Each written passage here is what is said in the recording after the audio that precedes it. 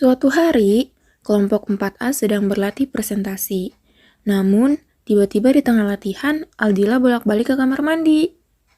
Baik, untuk selanjutnya di sini ada simptom gejala yang biasanya dirasakan oleh penderita hipertensi, yaitu ada sakit kepala, jantung berdebar-debar, pusing, penglihatan kabur, rasa sakit di dada, mudah lelah, dan gelisah. Untuk materi selanjutnya akan dilanjutkan oleh Baik, terima kasih. Selanjutnya ada klasifikasi hipertensi. Yang pertama itu ada prahipertensi, di mana tekanan darah sistolik 120 sampai dengan 139 dan diastolik 80 sampai dengan 89. Lalu yang kedua ada hipertensi tingkat 1, yaitu tekanan darah sistolik 140 sampai 159 dan diastolik 90 sampai 99. Lalu yang ketiga ada hipertensi krisis, yaitu tekanan darah yang telah melebihi 180 sampai dengan 180 per 120. Selanjutnya akan dilanjutkan oleh rekan saya. Terima kasih. Baik, terima kasih. Selanjutnya itu ada golongan obat hipertensi.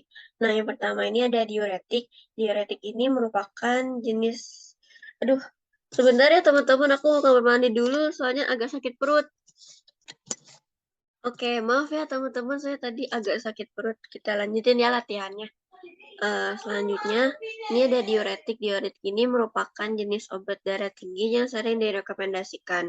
Contoh obatnya itu ada amyloid, furosemid, clortalidon, dan juga hidroklorotiazid. Nah, kemudian selanjutnya ada golongan beta blockers. Nah, obat ini tuh bekerja dengan cara memperlambat. Sebentar ya guys. Aku sakit perut lagi. Sebentar, aku mau kamar mandi dulu ya. Oke, maaf ya guys, jadi ketunda 2 kali. Soalnya aku kayak mulus-mulus gitu. kamu kenapa kok bisa balik gitu? Iya, ini kayaknya gara-gara aku makan rujak di depan kampus kemarin deh. Soalnya jadi kayak mulus-mulus mulu. Mending kamu konsul ke dokter deh, daripada nanti pas presentasi kamu kayak gini lagi. Iya juga ya. Oke, terima kasih banyak ya guys.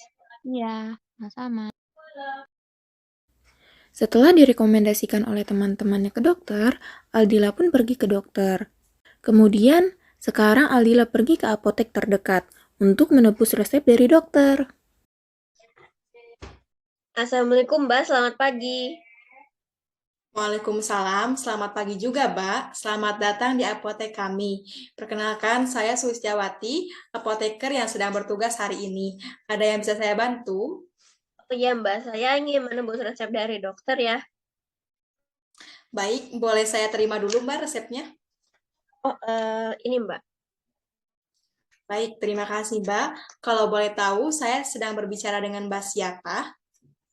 Saya dengan Aldila Divana. Baik, Mbak, dengan Mbak Aldila ya. Ya. Untuk resepnya sendiri, ini untuk Mbak Aldila atau untuk siapa ya, Mbak? Ya, untuk saya sendiri. Baik, saya izin konfirmasi terlebih dahulu ya, Mbak. Jadi ini ada resep dari Dokter Budi untuk Mbak Aldila usianya 19 tahun. Untuk obatnya sendiri ini ada 2 ya, Mbak, yaitu Oralit dan Guanislep sirup. Sebelumnya, apakah saya boleh meminta waktu Mbak Aldila selama kurang lebih 10 menit ke depan untuk melakukan konseling supaya tujuan terapinya bisa tercapai? Oh iya, Pak. Boleh. Baik, Mbak Aldila. Apakah Mbak Aldila sudah nyaman di sini atau mau berpindah ke ruang konseling saja ya, Mbak? Di sini juga nggak apa-apa sih, Mbak. Di sini saja ya, Mbak. Kalau begitu, terima kasih atas ketersediaannya. Sebelumnya, saya izin menanyakan beberapa hal mengenai kesehatan Mbak. Tapi Mbak tidak perlu khawatir ya, Mbak, karena kerahasiaan data dari pasien akan terjamin. Lalu, nanti apabila di tengah konseling dari Mbak ada yang ingin ditanyakan, boleh langsung diinterupsi saja ya, Mbak. Baik, mungkin boleh diceritakan terlebih dahulu ya, Mbak, gejala yang dialami oleh Mbak. Untuk gejalanya mungkin karena saya tuh kemarin beli rujak ya di depan kampus. Kemudian sesudah makan itu tuh saya diare gitu. Kayak saya udah bolak-balik ke toilet 3 kali. Mungkin karena sambalnya itu pedes banget kali ya, Mbak ya.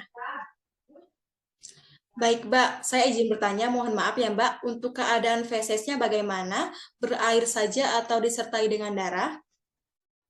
Untuk fesnya itu tadi hanya berair aja sih Mbak, tidak ada darahnya. Oke, apakah Mbak Aldila merasakan lemas ataupun demam? Untuk demam itu enggak sih Mbak, hanya lemas saja. Sebelumnya Mbak Aldila sudah mengkonsumsi obat lain atau belum ya, Mbak? Untuk obat diare saya belum mengkonsumsi Mbak. Saya jadi hanya kemarin tuh gara-gara ada diare itu saya jadi cuman banyak yang minum air putih aja. Saya takutnya itu dehidrasi. Oke, Mbak Aldila. Apakah Mbak Aldila ada alergi obat? Untuk alergi obat, alhamdulillah tidak ada sih Mbak. Oke, untuk makannya apakah Mbak sudah rutin atau bagaimana ya, Mbak? Untuk makan itu alhamdulillah udah rutin Mbak. Biasanya itu 3 kali sehari. Baik, sudah rutin ya, Mbak. Itu sudah bagus sekali. Mungkin untuk informasi yang saya butuhkan sudah cukup ya, Mbak.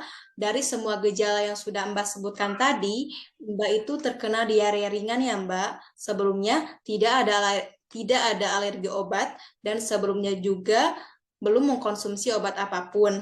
Baik, Mbak. Mbak bisa menunggu di sini sebentar ya, Mbak. Saya ambilkan terlebih dahulu obatnya. Baik Mbak.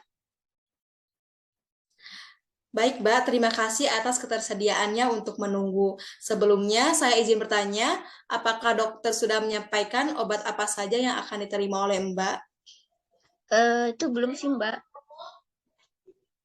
Baik, Mbak. Lalu apakah dari dokter sudah menyampaikan terkait tujuan terapinya? Itu juga tidak disampaikan Mbak. Oke, tidak juga ya, Mbak. Lalu apakah dari dokter sudah menyampaikan terkait cara penggunaan obatnya?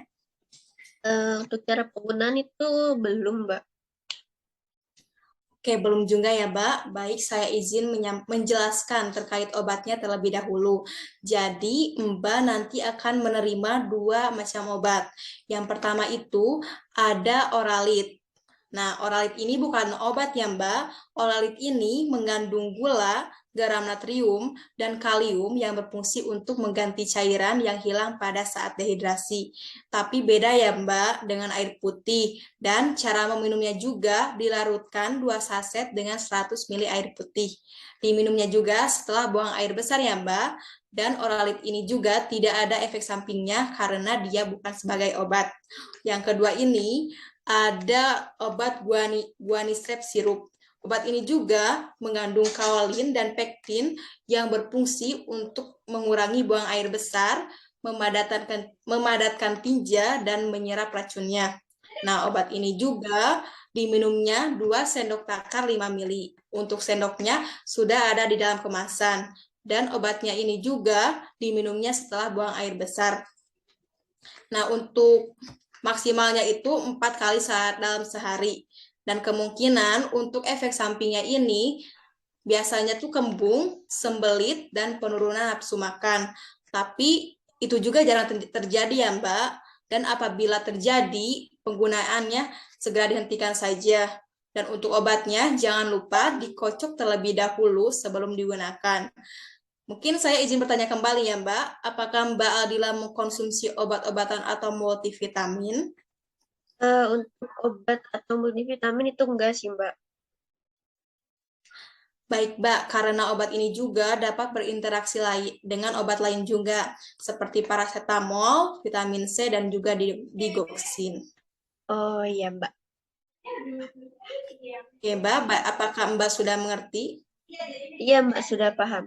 Tapi untuk penyimpanannya itu sebaiknya disimpan di kulkas atau di suhu ruang biasa ya Mbak? Baiknya, untuk penggunaannya sebaiknya obat ini disimpan dalam suhu ruangan saja ya, Mbak, seperti di tempat yang sejuk, kering, dan terhindar dari cahaya matahari. Oh iya iya. Oke Mbak, terima kasih. Ya, Mbak, lalu untuk kadaluarsanya juga, Mbak tidak perlu khawatir karena obat ini kadaluarsanya masih lama, mungkin sekitar 3 Desember 2024. Jadi, saya nyatakan obat ini saya serahkan ke Mbak dalam kondisi utuh dan masih bisa dikonsumsi. Apakah Baik. Mbak sudah mengerti? Terima kasih ya Mbak. Iya, saya sudah mengerti. Tapi izin bertanya juga Mbak, 2 obat ini tuh lebih baik dipakainya itu berbarengan atau gimana ya, Mbak? Baik, Mbak, lebih baik untuk kedua obat ini diminumnya di jeda saja, Mbak. Minimal 15 sampai 30 menit. Oh iya. Baik, Mbak. Apakah Mbak Aldila sudah mengerti? Ya, sudah mengerti, Mbak. Baik, Mbak. Mbak Aldila juga jangan lupa ya untuk kurangi makan makanan yang pedas agar tidak terjadi lagi diarenya. Oh iya, baik, Mbak. Saya akan usahakan. Baik, Mbak. Lalu nanti terkait efek sampingnya, Mbak dapat merasakan efek samping yang saya sebutkan tadi. Itu juga bisa diantisipasi dengan mengurangi makanan-makanan yang pedas, seperti yang sudah saya jelaskan, dan Mbak juga diusahakan istirahat ya, Mbak. Tapi kalau misalkan dirasa efek sampingnya itu sudah tidak bisa ditoleransi, maka diusahakan Mbak segera kembali diperiksa oleh dokter. Baik, Mbak. Baiklah, lalu nanti apabila ada dosis obat yang terlewat, seperti lupa minum obat ya Mbak, kalau misal jarak dengan minum obatnya belum terlalu dekat, maka itu bisa diminum saja. Tapi kalau misalkan sudah dekat, itu tidak boleh diminum.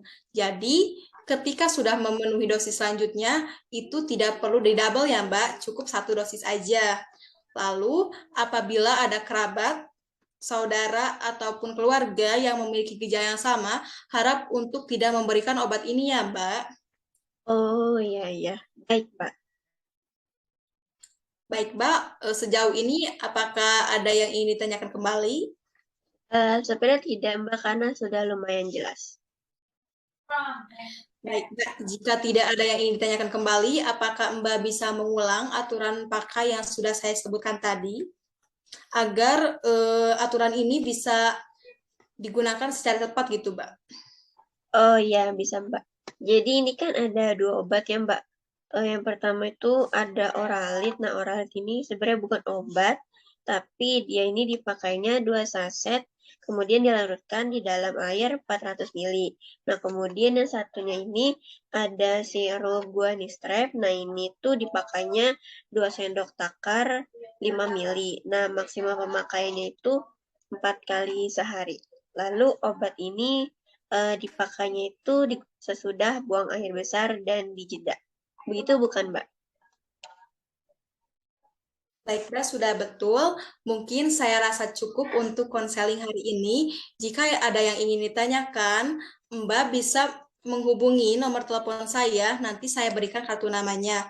Mungkin cukup sekian yang dapat saya sampaikan. Terima kasih atas kunjungan dan waktunya ya Mbak. Semoga Mbak cepat sembuh dan untuk administrasi selanjutnya bisa langsung menuju kasir. Baik, Mbak. Terima kasih banyak. Sama-sama, Mbak. Diare adalah penyakit yang membuat penderitanya menjadi sering buang air besar dengan kondisi tinja yang encer atau berair. Gejala yang paling sering dialami oleh penderita diare adalah perut mulas, buang air besar cair, atau bahkan berdarah. Sulit menahan buang air besar, pusing, lemas, dan kulit rasa kering. Sebagian besar diare disebabkan oleh infeksi virus dan bakteri di usus besar yang berasal dari makanan atau minuman yang dikonsumsi. Namun, diare yang berlangsung lama dapat terjadi akibat peradangan di saluran pencernaan. Berikut obat yang digunakan di studi kasus di atas ialah Oralit dan guanistrep sirup. Yang pertama yaitu Oralit. Oralit adalah obat yang bermanfaat untuk menggantikan cairan dan elektrolit tubuh yang hilang akibat diare, sehingga bisa mencegah dan mengatasi dehidrasi. Oralit bisa dikonsumsi oleh siapa saja, baik oleh bayi, anak-anak, maupun orang dewasa. Kedua, guanistrep sirup. Guanistrep sirup merupakan obat anti diare yang mengandung kaolin dan pektin. Kandungan dalam obat ini bekerja dengan cara mengabsorpsi racun dan bakteri penyebab diare, mengurangi frekuensi buang air besar dan memperbaiki konsistensi feses yang encer.